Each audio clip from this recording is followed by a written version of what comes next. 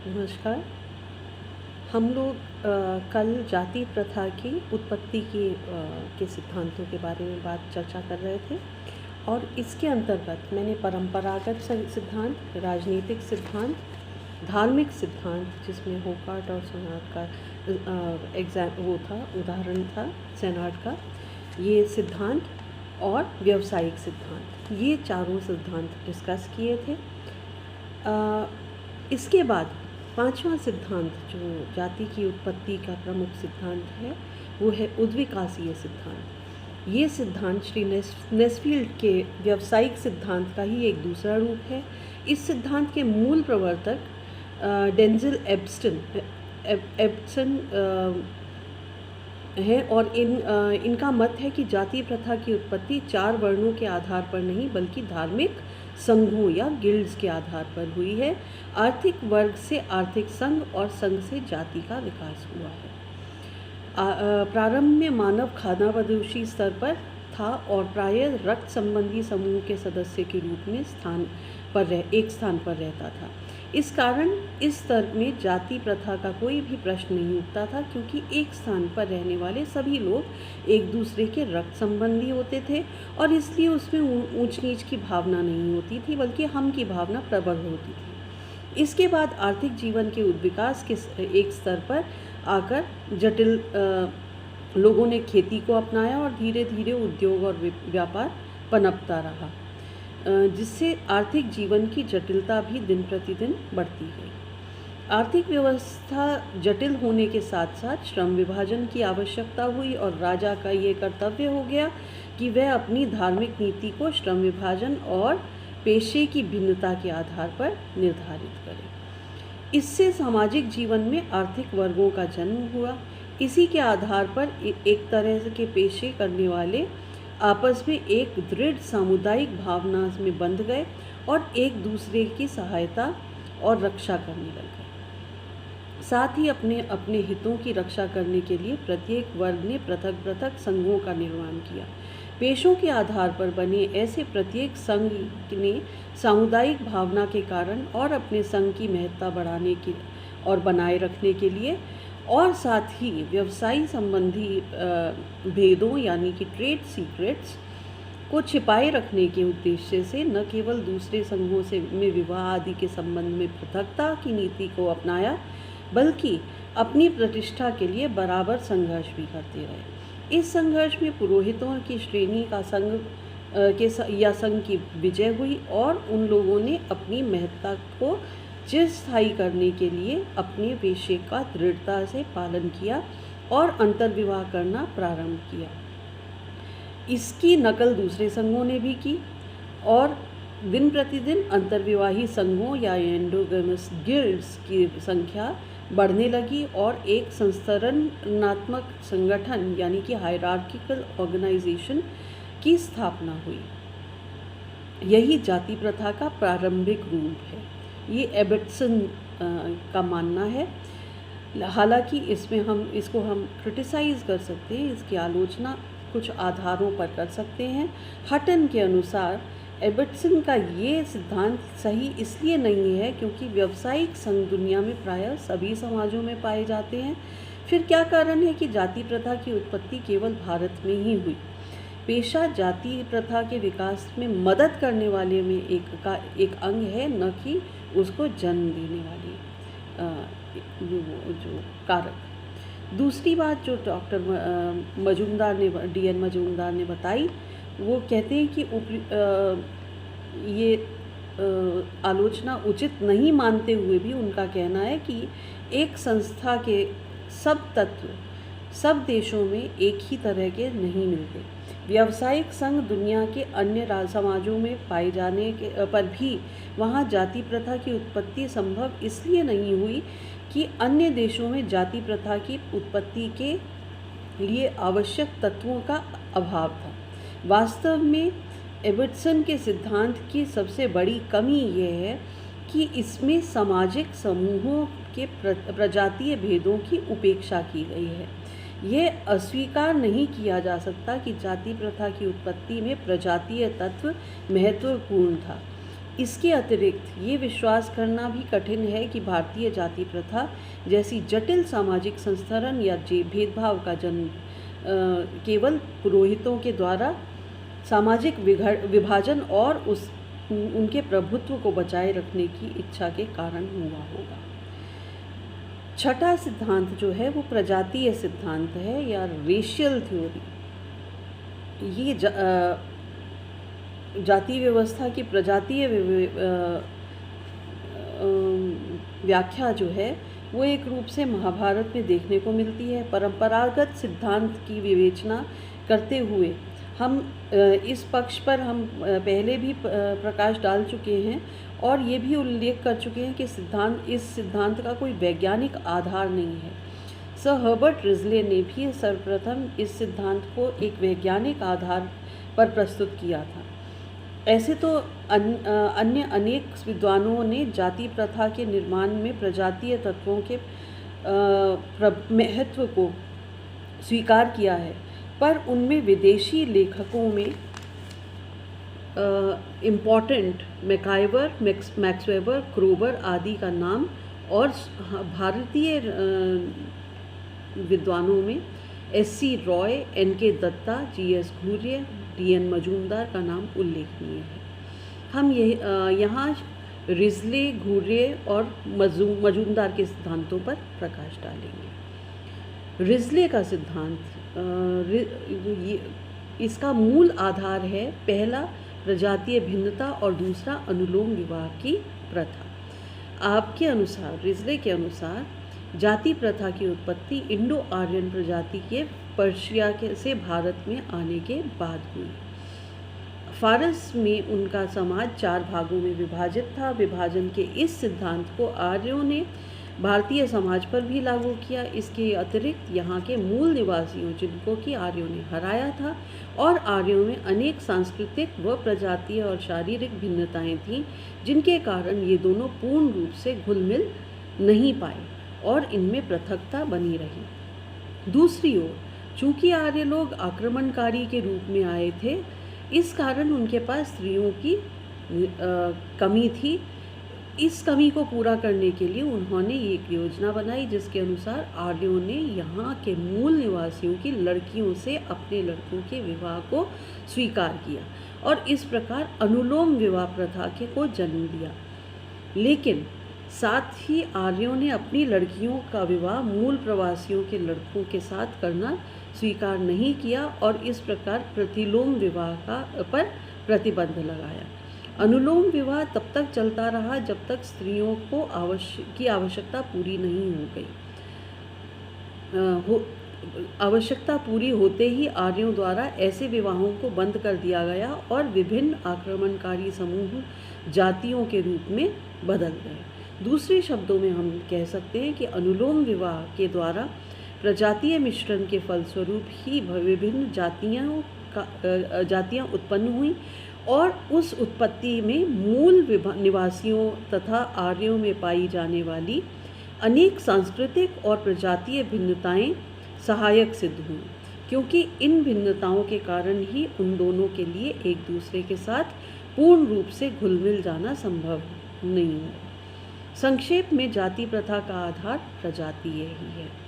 घुर्ये का सिद्धांत, घुर्ये का भी इसी निष्कर्ष को लेकर प्रारंभ होते हैं कि जाति प्रथा के कुछ पहलुओं का जन्म गंगा के मैदान में हुआ था, क्योंकि यहाँ पर ब्राह्मणों से संबंधित इंडो आर्यन सभ्यता का विकास हुआ था। इंडो आर्यन प्रजाति भारत में ईसा के 2500 वर्ष पूर्व आई और यहाँ के आदिवासियों को हराकर उन्हें दास, ईरानी भाषा में जिसका अर्थ शत्रु या एनिमी होता है, उसकी तरह संबोधित करने लगे। धार्मिक पवित्रता की भावना और अपनी विजय पर गर्व होने के कारण इन लोगों ने यहाँ के आदिवासियों को सदैव ही अपने से दूर रखा। इंडो आर्यन जब भारत में आए तो उनमें कम से कम 3 स्पष्ट वर्ग थे, जिनमें आपस में विवाह प्रायः होता था, यद्यपि ऐसा विवाह बिल्कुल निषिद्ध न थे। भारत में आने पर उन्होंने सबसे पहले यहाँ के आदिवासियों से बने शूद्रों को अपनी धार्मिक पूजा आदि से अलग कर दिया और उनके साथ विवाह करने पर कठोर प्रतिबंध लगाया। इस प्रकार घुरिये के मतानुसार जाति प्रथा में विविध तत्व पहल आर्यों के उन प्रयत्नों के फल स्वरूप हैं जो कि उन्होंने भारत में आदिवासियों और शूद्रों को ब्राह्मण सभ्यता के धर्म और सामाजिक संसर्ग से अलग रखने के लिए किए। घुरिये के अनुसार अंतर्विवाह की उत्पत्ति भी सर्वप्रथम गंगा के मैदान में रहने वाले ब्राह्मणों में हुई थी। यहाँ वहीं से अंतर्विवाह की धारणा और जाति प्रथा के अन्य तत्व ब्राह्मणों के अनुयायियों ने देश के दूसरे भागों में फैलाए। सत्र शारीरिक शुद्धता और सांस्कृतिक दृढ़ता को बनाए रखने के लिए ब्राह्मणों के द्वारा किए गए प्रयत्नों के फलस्वरूप ही विभिन्न वर्ग एक दूसरे से अलग रहे और जाति प्रथा की संरचना का निर्माण हुआ। इस प्रकार जाति प्रथा को जन्म देने वाले ब्राह्मण थे। दूसरे शब्दों में घुरिये मानते हैं कि जाति प्रथा इंडो आर्यन संस्कृति के ब्राह्मण का बच्चा है। तीसरा जो सिद्धांत इसमें है वो मजूमदार D.N. मजूमदार का है। मजूमदार भी जाति प्रथा की उत्पत्ति में प्रजातीय आधार को मान्यता देते हैं। कॉड्रिंगटन के सुझाव से वे सहमत होते हुए मानते हैं कि हमें जाति प्रथा की उत्पत्ति का पता लगाने के लिए संस्कृत के शब्दों का सहारा लेना चाहिए। ऐसा ही एक शब्द है वर्ण। संस्कृत में जाति प्रणाली के लिए प्रारंभ में वर्ण शब्द का प्रयोग किया जाता था। उसका अर्थ रंग और वर्ग दोनों से होता है। प्रारंभ में तीन ऊंचे वर्ण एक दूसरे से रंग के आधार पर भिन्न थे, जो इंडो आर्यन प्रजाति तथा भारत के आदिवासी प्राग द्राविड़ और आदि भूमध्य सागरीय प्रजातियों के मिश्रण से बने हुए थे। प्री द्रविडियन और प्रोटो मेडिटेरेनियन रेसेस के मिक्सचर से बने थे।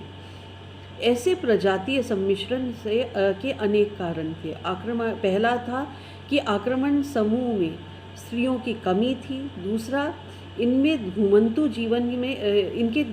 जीवन में भारत के आदिवासियों का स्थायी जीवन का आकर्षण था। तीसरा, द्रविड़ संस्कृति की अति उन्नत अवस्था, मातृसत्तात्मक प्रणाली, देवियों की पूजा, संस्कार, मंदिर, शिक्षा आदि अनेक कारण से प्रजातीय सम्मिश्रण हुए थे। दूसरी ओर इन प्रजातियों के बीच संस्कृतियों के संघर्ष और प्रजातियों के संपर्क ने भारत में विभिन्न सामाजिक समूहों को पुष्ट किया और अंतर्विवाही समूहों का निर्माण हुआ, जिन्होंने अपनी प्रजातीय शुद्धता और सांस्कृतिक एकता को पूर्ण सम्मिश्रण से रक्षा करने के प्रयत्न किए। इसी प्रयत्न में ऊपर के 3 वर्णों या जातियों ने महत्वपूर्ण पेशों पर अपने को दृढ़ रखकर अपनी उच्च स्थिति को स्थायी बनाए रखा और दूसरों को इन पेशों को चुनने की स्वतंत्रता नहीं दी। इस वर्ण परंपरा को समाज पर लादने के लिए ब्राह्मणों के प्रभावों को काम में लाया गया। यद्यपि इन तीनों वर्णों ब्राह्मण, क्षत्रिय और वैश्य ने अपना स्थान सबसे ऊंचा रखा, फिर भी महत्वाकांक्षी सामाजिक समूह को सामाजिक संरचना में स्थान और अधिकार देना ही पड़ा, जिसके फलस्वरूप एक संस्तरणात्मक संगठन हायरार्किकल ऑर्गेनाइजेशन का विकास हुआ। नेस्फील्ड का कथन था कि पेशे के ऊंच नीच का अच्छाई बुराई के अनुसार ही जाति प्रथा में के ऊंच नीच का संस्तरण हुआ है। लेकिन मजूमदार के अनुसार जाति की स्थिति या पद इस बात पर निर्भर है कि उसमें किस परिमाण तक रक्त की शुद्धता है और कहाँ तक वह दूसरे सामाजिक समूह से पृथक रह पाया है। ब्राह्मणों और जनजातीय समूहों ने अपनी प्रजातीय शुद्धता को सबसे अधिक बनाए रखा है। इन दोनों समूहों के बीच में अगणित सामाजिक समूह हैं, जिनमें रक्त की शुद्धता और सांस्कृतिक संबंधों में भेद पाए जाते हैं। इस सारी प्रणाली को गलती से हिंदू जाति प्रथा कहा जाता है। इस प्रजातीय जो सिद्धांत है उसकी बहुत पैमाने पर आलोचना इस आधार पर हुई कि प्रजातीय सिद्धांतों में जिन विद्वानों ने जो इनकी आलोचना करी है उनमें से प्रमुख रूप से हटन है। वो हटन कहते हैं कि प्रजातीय सिद्धांत जाति प्रथा के अंतर्गत पाए जाने वाले खाने पीने के संबंध में निषेधों पर कोई प्रकाश नहीं डालता। अमेरिका और दक्षिण अफ्रीका में नीग्रो प्रजाति के लिए अलग होटल, जलपान गृह आदि पर उनके छूने में किसी प्रकार की अपवित्रता नहीं होती, लेकिन भारत में अछूतों को छू लेने से भोजन आदि ऊंची जातियों के लिए अपवित्र क्यों हो जाता है, इसकी कोई भी व्याख्या प्रजातीय सिद्धांत में नहीं मिलती है। हटन की दूसरी आलोचना ये है कि अगर प्रजातीय और सांस्कृतिक भिन्नताएं और संपर्क ही जाति प्रथा की उत्पत्ति का कारण है, तो भारत में बाहर से आए हुए मुसलमान और ईसाई भी, जिनमें ये दोनों प्रकार की भिन्नताएं पाई जाती थीं, क्यों नहीं एक जाति बन सके। इसकी व्याख्या देने में यह सिद्धांत पूर्णतया असफल है। हटन ने प्रजातीय सिद्धांत की आलोचना करते हुए आगे लिखा है कि प्रजातीय भेद और पक्षपात के आधार पर अनुलोम विवाह को समझाया जा सकता है, पर इससे जाति प्रथा की उत्पत्ति कैसे हुई ये समझ में नहीं आता। प्रजातीय भेद और पक्षपात संसार में अन्य देशों में भी पाए जाते हैं और वहाँ कहीं भी जाति प्रथा का विकास नहीं हुआ है। इसका क्या कारण है कि प्रजातीय सिद्धांत नहीं बता पाती। चौथा, वो कहते हैं कि ये कहना भी गलत है कि वर्ण व्यवस्था को समाज पर लादने के लिए ब्राह्मणों के प्रभाव को काम में लाया गया, क्योंकि हटन के अनुसार जाति प्रथा की अनेक विशेषताएं ऐसे भागों में देखने को मिलती हैं जहां ब्राह्मणों का कोई भी प्रभाव नहीं है। पांचवी बात जो वो कहते हैं और अंत में कहते हैं कि इस सिद्धांत में एक बहुत बड़ी कमी ये है कि यह केवल प्रजातीय आधार पर ही जाति प्रथा की उत्पत्ति की व्याख्या करता है। जाति प्रथा की विकास में एक कारण का नहीं बल्कि अनेक कारणों का योगदान रहा है। सातवां सिद्धांत आदिम समाज संस्कृति का सिद्धांत है, थ्योरी ऑफ प्रिमिटिव कल्चर्स। अपनी 1931 की जनगणना की रिपोर्ट में हटन ने प्रजातीय सिद्धांत की समालोचना करते हुए इस सिद्धांत को प्रस्तुत किया है। उनका कहना ये है कि जाति प्रथा की भारत की एक अनोखी संस्था है और इस रूप में इसका विकास भारत में छोड़कर और कहीं भी नहीं हुआ। इसलिए जाति प्रथा की उत्पत्ति के कारणों को भारत में ही ढूंढना चाहिए। भारत में ही एक कुछ ऐसे विशिष्ट कारक अवश्य ही क्रियाशील रहे होंगे जिससे जाति प्रथा का विकास भारत में ही हुआ और अन्यत्र कहीं भी नहीं हुआ।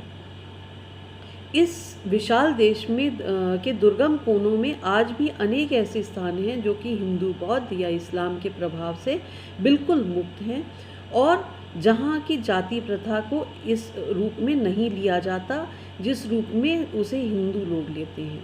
फिर भी वहाँ कुछ ऐसी प्रथाएं या विशेषताएं देखने को मिलती हैं जो कि जाति प्रणाली के विभिन्न पहलुओं से मिलती जुलती हैं। इन स्थानों में प्रत्येक गांव एक स्वतंत्र राजनीतिक इकाई है और प्रत्येक गांव के व्यक्ति अधिकतर एक ही पेशे को करते हैं, अर्थात पेशा और अन्य आधारों पर वहाँ भी कुछ न कुछ सामाजिक विभाजन है। इससे स्पष्ट है कि जाति प्रथा के कुछ तत्व आर्यों ने अपने आने से पहले ही भारतवर्ष में मौजूद थे। आर्यों ने यहाँ आकर उस स्पष्ट विभाजन को और भी स्पष्ट बनाया और अपनी स्थिति को सबसे ऊपर रखा। यही जाति प्रथा की प्रारंभिक अवस्था है। इस जहाँ तक खाने पीने और विवाह संबंधी प्रतिबंधों का प्रश्न उठता है, उसको समझने के लिए हटन का मानना माना के सिद्धांत का उल्लेख किया है, सहारा लिया है। माना एक अवैयक्तिक, अलौकिक और अदृश्य शक्ति है जो प्रत्येक चीज़ में एक विशिष्ट रूप और मात्रा में पाई जाती है, जो स्पर्श द्वारा एक व्यक्ति से दूसरे व्यक्ति या एक वस्तु से दूसरे में आ जा सकती है और जो अच्छे बुरे दोनों तरह के फल दे सकती है, अर्थात उससे हमें हानि और लाभ दोनों ही हो सकता है। इसलिए माना की शक्ति एक विश्वास रखने वाले लोग अपरिचित व्यक्तियों के स्पर्श से डरते हैं। भारत की नागा जनजाति में ऐसे ही डर के आधार पर खाने पीने और विवाह के संबंध में अनेक निषेध पाए जाते हैं, क्योंकि उनका ये विश्वास है कि अपरिचित व्यक्तियों की माना से हो सकता है कि उन्हें नुकसान पहुँचे।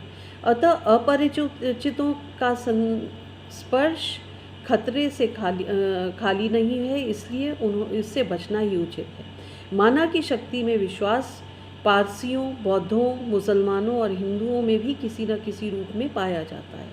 आक्रमणकारी के रूप में जब आर्य लोग भारतवर्ष आए तो इसके सामाजिक और राजनीतिक प्रभाव ने भारतीय समाज में ऊंच नीच का भेदभाव को पनपाया। ये भेदभाव सरलता से पनप भी सका, क्योंकि एक ओर आर्यों में भी सामाजिक वर्गों की निश्चित श्रेणियां थीं और दूसरी ओर भारत के मूल निवासियों में भी माना की शक्ति के विश्वास के आधार पर अनेक निषेध और उसी के अनुसार विभिन्न समूहों का विभाजन था। लेकिन भारत के मूल निवासियों के विभिन्न समूहों में ऊंच नीच की भावना नहीं थी। ये आर्यों के सामाजिक प्रभाव के कारण आरंभ हुई। इसी आधार पर हटन मानते हैं कि पहला, निषेधों के प्रति जनजातीय मनोभाव, दूसरा, पेशों के आधार पर समाज का विभाजन जैसा कि असम के नागा जनजाति में पाया जाता है, तीसरा, समस्त विचित्र और अपवित्र वस्तुओं एवं व्यक्तियों के प्रति कुसंस्कार, और चौथा, इंडो आर्यनों की वर्ण प्रणाली तथा जनजातियों की सामाजिक प्रणाली की अंतःक्रिया ने ही इन चारों ने भारतीय समाज के ढांचे का आकार बनाया।